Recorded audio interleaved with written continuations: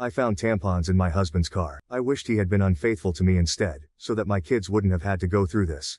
I am a 29-year-old female who has been with my 30-year-old husband for 7 years, married for 4. I've never had reason to suspect he was unfaithful to me or even remotely dissatisfied with our marriage. He likes to joke that we're still living the honeymoon phase, nearly 5 years, and 2 kids in. I wouldn't have questioned that, or him, were it not for a surprise I found in his car last month.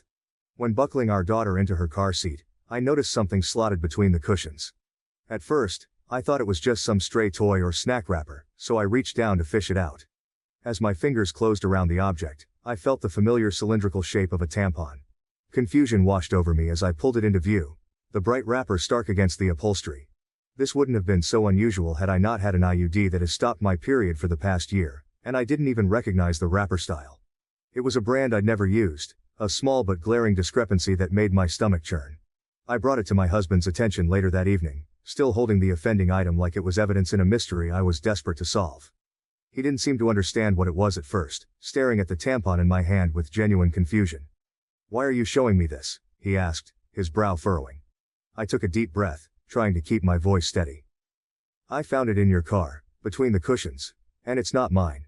I haven't had a period in over a year, remember?" His face remained blank for a moment longer before realization dawned. He shrugged and said it probably belonged to his co-worker, Fiona. His initial confusion quickly gave way to dismissiveness as he waved off my concerns with a nonchalant explanation. "Probably Fiona's," he said with a shrug, turning back to his phone.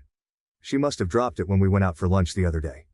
I stared at him, waiting for a sign that he understood why this was bothering me. But there was nothing. No apology, no concern. Just a casual dismissal. It was as if the tampon was no big deal, and I was overreacting. His indifference felt like a slap in the face, leaving me reeling and questioning everything I thought I knew about our marriage. It's not uncommon for my husband to carpool to lunch with his co-workers, and we're both fairly close to Fiona and her husband.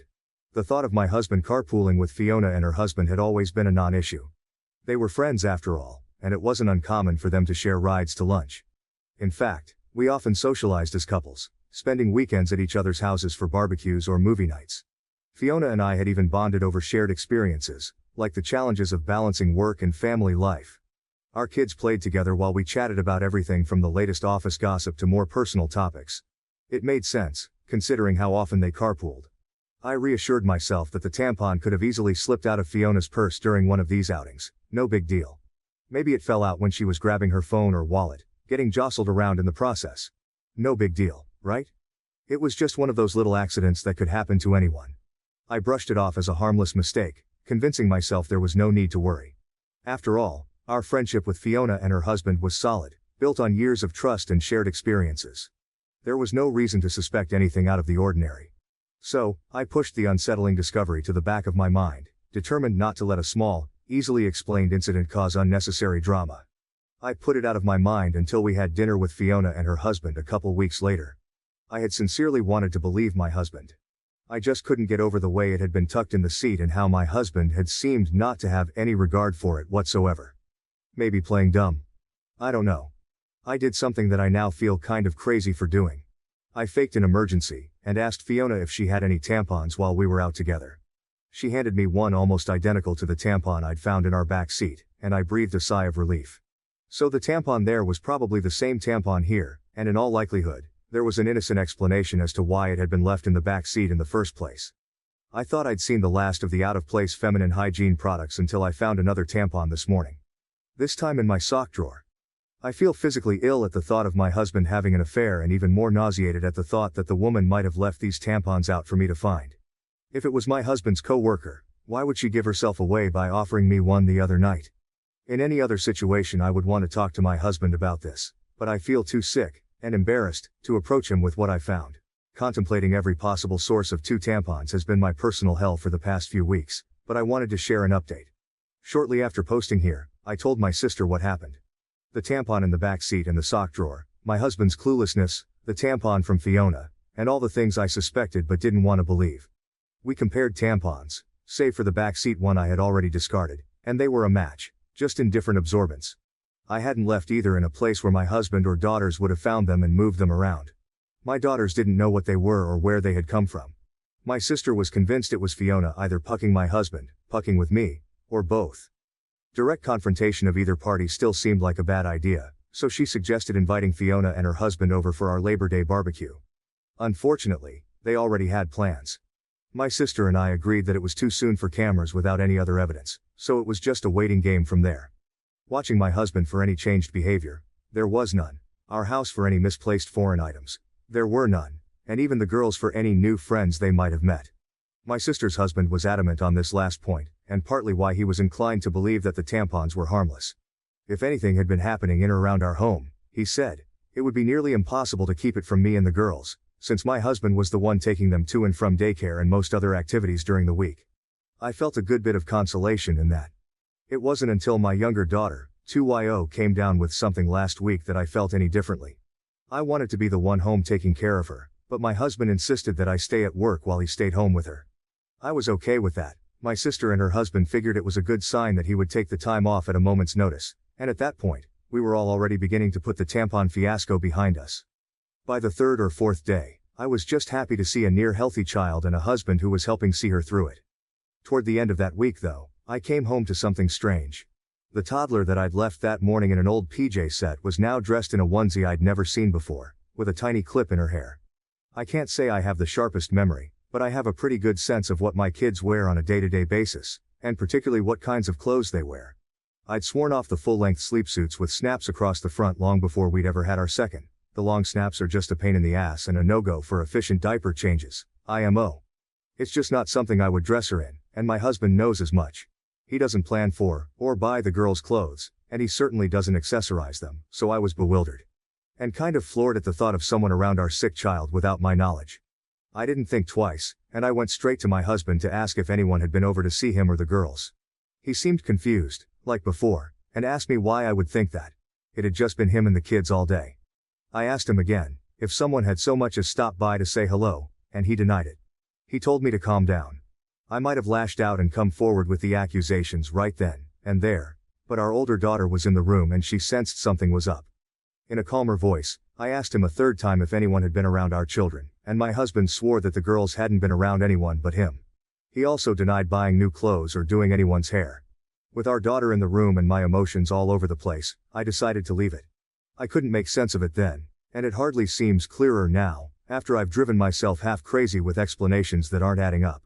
After nearly losing my mind over a hair clip and a onesie, I realized I wasn't getting anywhere with the accusations and half-baked guesswork.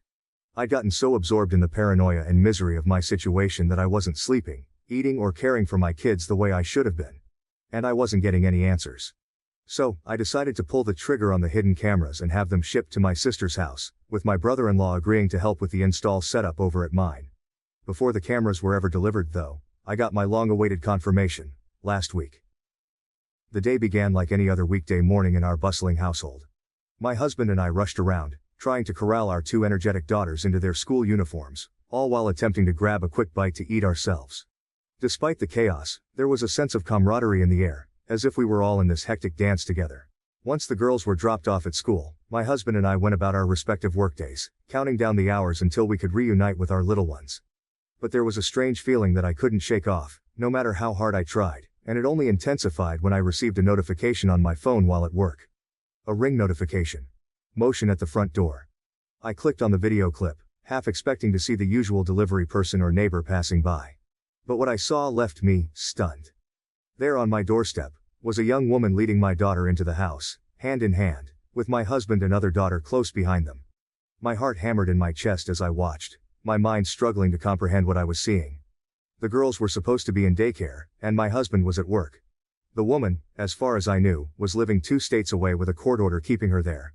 Yet here she was, in our home, with my husband and children. A wave of panic washed over me as I scrambled to make sense of the situation. Was this some kind of mistake? A misunderstanding? Or was there something more sinister at play? I felt a knot form in the pit of my stomach as I realized that the answers to my questions might be far more troubling than I ever could have imagined. I stared at the screen in disbelief, the blood pounding in my ears as I watched the unthinkable unfold before my eyes. There, on the footage captured by our Ring doorbell, was a scene straight out of a nightmare. A woman I hadn't seen in years, leading my youngest daughter into our home hand in hand, with my husband and older daughter trailing behind them. The shock of the moment rendered me momentarily speechless. How could this be happening? The girls were supposed to be at daycare, and my husband at work. Yet here they were, entering our house with a woman I never thought I'd see again. My sister-in-law. My initial reaction was one of sheer disbelief, a desperate hope that there must be some kind of mistake, some innocent explanation for what I was witnessing. But as the reality of the situation sank in, a wave of anger surged through me like a tidal wave, threatening to consume everything in its path. With trembling fingers, I reached for my phone, my heart pounding in my chest as I dialed my husband's number. I needed answers, and I needed them now. But as the phone rang on the other end, there was no response. I immediately called my husband to ask him what the puck this woman was doing in our house. He didn't answer, so I texted it to him. Even in his stupidity, he probably realized he had messed up by going through the front door, knew I had gotten the ring notification, and wanted to delay the inevitable. By the fifth or sixth subsequent call though, he did pick up. The woman on the camera was my husband's sister. As I would come to find out later, she was the likely source of both tampons, the onesie, and the bow. She is also registered as an individual with a history of abuse, and a recovering addict, who spent the better part of her adolescence and young adulthood coercing the silence of another one of my husband's family members after she had abused them.